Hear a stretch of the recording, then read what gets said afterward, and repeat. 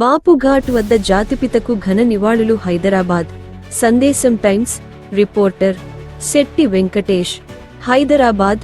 మహాత్మా గాంధీ వర్ధంతి, అమరవీరుల దినోత్సవం సందర్భంగా లంగర్ హౌస్లోని బాపుఘాట్ వద్ద జాతిపితకు ఘన నివాళులు అర్పించారు. రాష్ట్ర గవర్నర్ జిష్ణుదేవ్ వర్మ మరియు ఉప ముఖ్యమంత్రి మల్లు భట్టి విక్రమార్క బాపు స్మారకం వద్ద పుష్పగుచ్ఛాలు ఉంచి అంజలి ఘటించారు. ఈ సందర్భంగా వారు గాంధీజీ దేశానికి చేసిన త్యాగాలను, ఆయన బోధించిన అహింస, సత్యం అనే మార్గాలను స్మరించుకున్నారు. అనంతరం అక్కడ ఏర్పాటు చేసిన సర్వమత ప్రార్థనల్లో వారు పాల్గొన్నారు.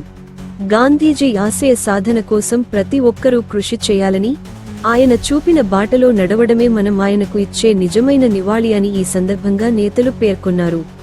ఈ కార్యక్రమంలో పలువురు ప్రజాప్రతినిధులు, ఉన్నతాధికారులు మరియు గాంధేయవాదులు పెద్ద సంఖ్యలో పాల్గొని బాపుకు ప్రణామం చేశారు.